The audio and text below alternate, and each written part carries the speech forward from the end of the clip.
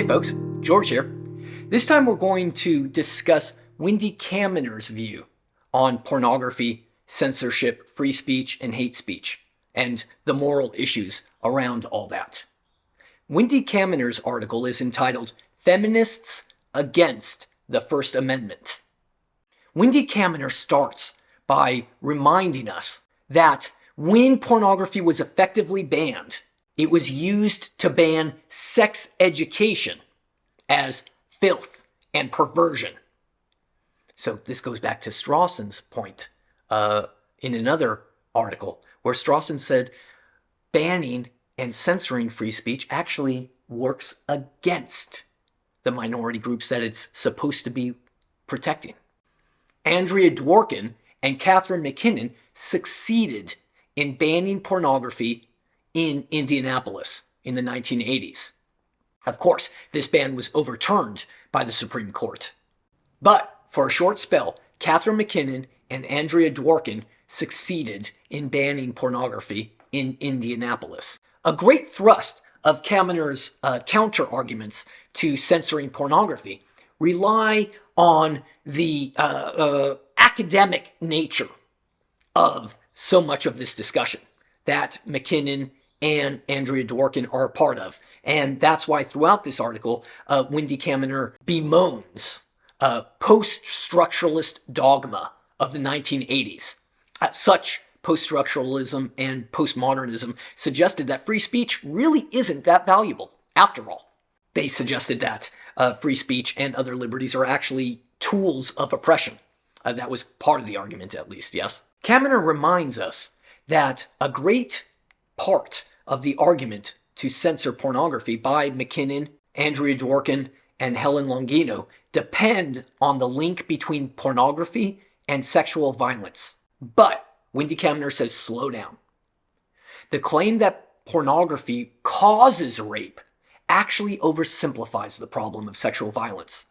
After all, let's look at countries around the world where pornography is banned, right? She brings up Saudi Arabia.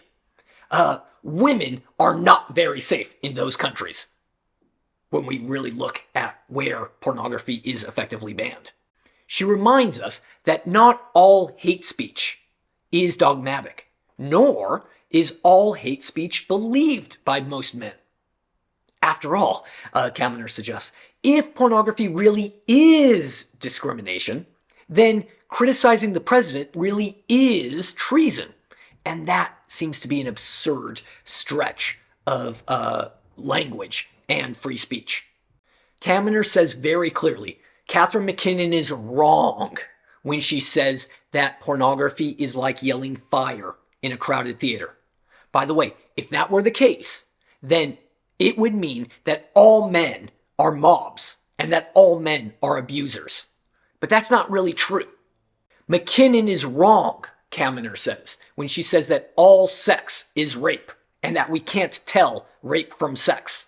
McKinnon is wrong, Kaminer says, when she says that women are silenced. By the way, Kaminer does acknowledge that women fear rape and women have certain fears in society that men do not have.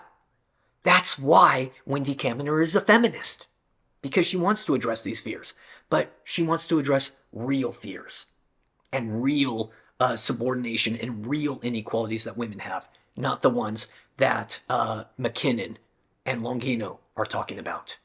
Even more, Kaminer says that McKinnon is wrong when she says that women are brainwashed if they work in pornography. Going back to the academic nature of Catherine McKinnon's and Helen Longino's and Andrea Dworkin's kind of arguments, they're just too academic, according to Kaminer. They're not about the real world. The only real way, Kaminer suggests, that you can really even understand what McKinnon is saying is by really understanding and going to get your graduate degree in post-structuralist language. Even worse, Kaminer says, feminists like McKinnon are not really on the front lines fighting for women's rights. They're in their ivory towers, Kaminer is going to say. The front lines are battered women's shelters. maybe halfway houses for rape victims. That's the front lines. That's whom we need to help. That's where Catherine McKinnon would go if she really cared about improving women's equality and protection in society. Not saying absurd post-structuralist nonsense from the ivory tower of the universities.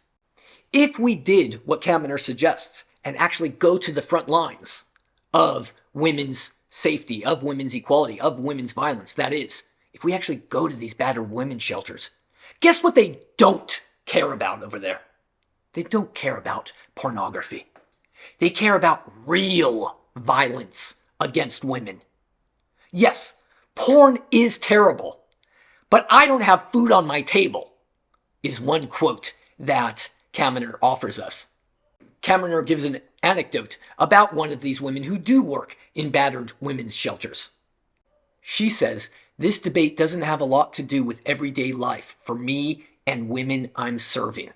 Few women who really work with victims of sexual violence in, for example, these battered women's shelters, few of them really think that eliminating pornography will decrease sexual violence. Instead, feminists like McKinnon would be much more effective in helping women if they go down to these battered women's shelters instead of, again, talking about pornography from the safety of their university offices in the ivory tower." The point that Kaminer is trying to make is that talking about pornography, it's very sensational, gets a lot of press, doesn't it? But the real hard work of improving the lives of women who are victims of violence, that's the real hard work. And that's less sensationalist and it's less visible. Now, Kaminer even has a response regarding the invisible harms that McKinnon suggests of pornography, that pornography brainwashes. Here's the problem about talking about brainwashing types of arguments. It's impossible to disprove this argument that McKinnon is making.